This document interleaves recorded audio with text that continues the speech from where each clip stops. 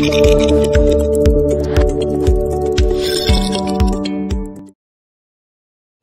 nouveau pont de Foundiougne dans la région de Fatick porte désormais le nom de Nelson Mandela, ancien président sud-africain et héros de la lutte contre l'apartheid. Une décision prise samedi 26 mars 2022 lors de l'inauguration du bijou par le chef de l'État Macky Sall.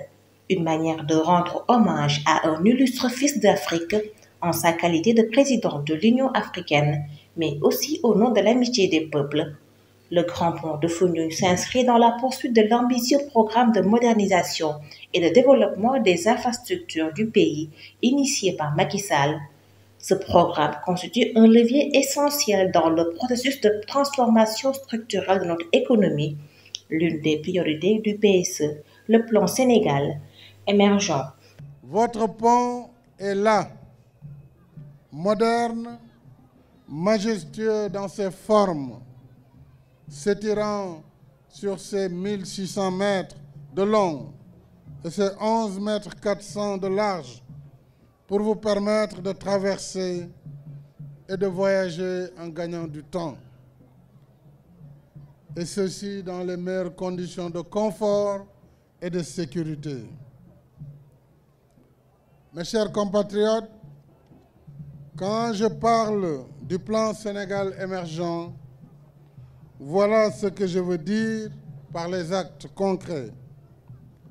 Des infrastructures de qualité pour une libre circulation des personnes et des biens, pour le désenclavement et pour la modernisation de nos terroirs, mais également pour l'exploitation de toutes nos potentialités.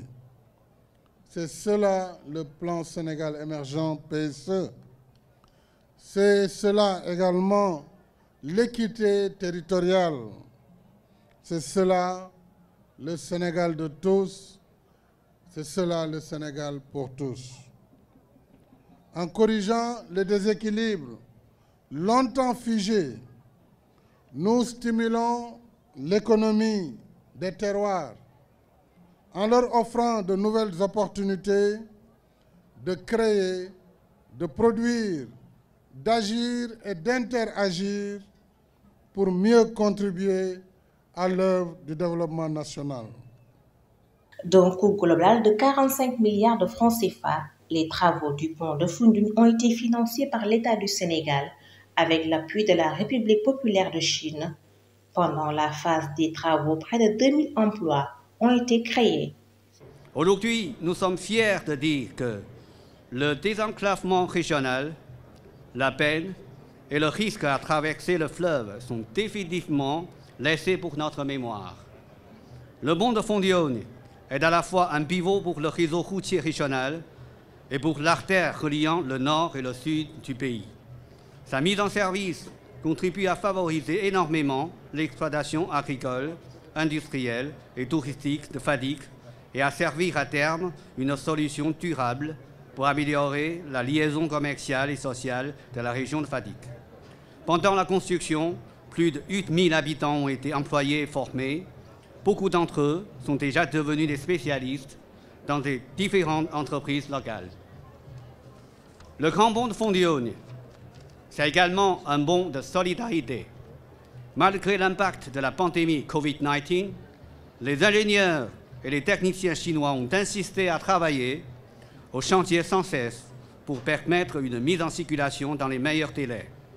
Et aussi, il est à souligner que ce pont ne saurait être réalisé à temps sans le soutien de nos frères sénégalais. Face aux doléances des usagers, le chef de l'État a pris la décision de faire baisser les tarifs de passage. Gratuité pour les piétons. Pour les transporteurs, les prix sont compris entre 200 et 10 000 francs CFA. Ce pont va raccourcir le trajet vers la Gambie et la Casamance et jouera un rôle essentiel dans l'exploitation des fortes potentialités de la zone.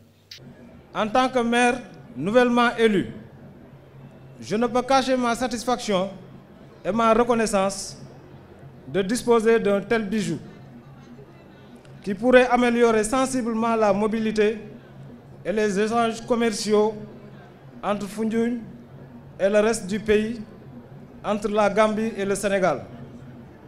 Cette volonté particulière de désenclaver notre département, notre commune, votre royaume d'enfance, a toujours été au cœur de vos préoccupations. Les populations de Foundiougne et communes environnantes sont sorties en masse témoigner leur reconnaissance au président Macky Sall. Trait d'union entre le Sine et le Saloum, Foundiougne sort de son isolement. Un avenir radieux qui se dessine grâce au pont Nelson Mandela, notamment avec le développement des activités de pêche, du tourisme, mais aussi l'accès à la santé et à l'éducation.